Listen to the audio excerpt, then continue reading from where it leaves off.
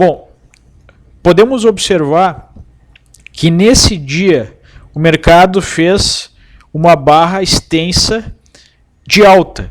É uma barra branca que indica o movimento de alta, rompendo, ultrapassando o topo anterior.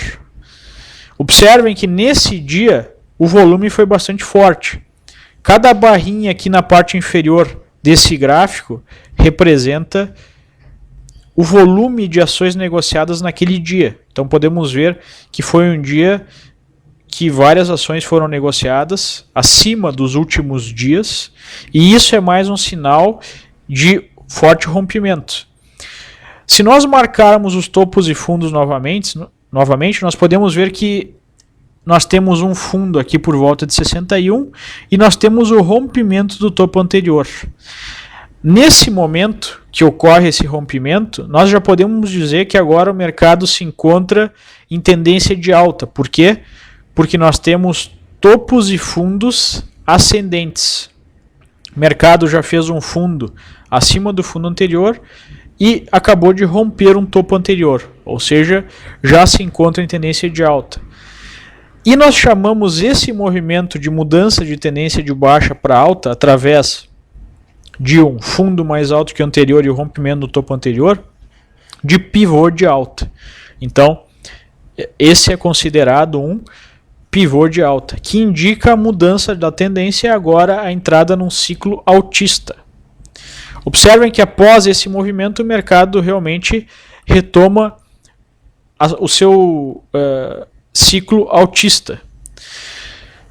Uma outra característica importante que não foi comentada dos suportes e resistências é que sempre que uma resistência é rompida, como foi rompida aqui nesse ponto, ela vira suporte. Sempre que um suporte é perdido, esse suporte vira uma resistência. Observem que assim que o mercado testou essa zona que era um antigo suporte, agora existiu aqui uma pressão vendedora, que acabou gerando uma correção nos preços. Então, aqui nós temos uma resistência ocasionada pelo suporte anterior.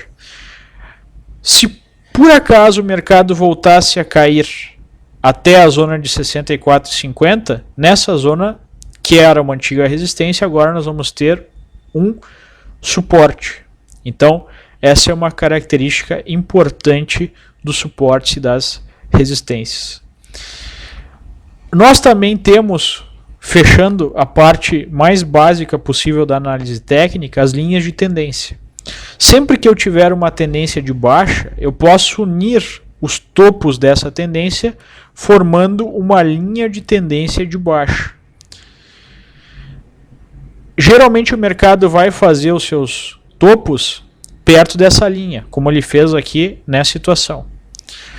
Quando eu tenho uma tendência de alta, eu posso unir os fundos e traçar uma linha de tendência de alta. E o mercado tende a fazer os seus fundos sempre próximo a essa linha. Então, a correção do mercado até essa zona poderia indicar a possibilidade da formação de um fundo nessa zona. A análise técnica de forma independente não gera uma solução final para decisões de compra e venda. Além da própria análise técnica, as estruturas que nós explicamos, é preciso utilizar estratégias de compra e venda que são um pouco mais complexas do que a simples visualização de um gráfico. Então nós temos várias ferramentas de controle de risco, por exemplo. Vamos voltar um pouquinho. Digamos que nesse dia eu esteja acompanhando o mercado e veja essa situação de pivô de alta que é uma sinalização que indica compra para esse ativo. Eu preciso saber responder algumas perguntas do tipo: quantas ações eu vou comprar? Qual o percentual da minha carteira que eu vou investir nesse rompimento? Para isso nós temos algumas regras de controle de risco.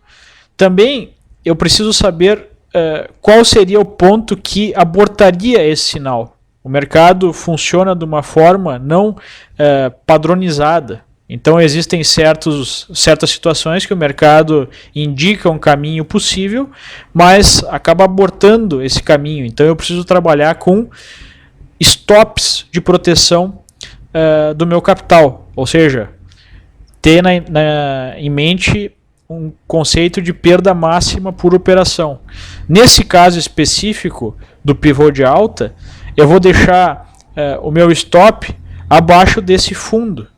Porque se o mercado perder esse fundo formado, ele não estará mais em tendência de alta e eu não quero estar comprado num papel que não esteja em tendência de alta. Então, eu coloco um pouco abaixo desse fundo um stop de proteção do meu capital. Ou seja, se o mercado, a partir desse rompimento,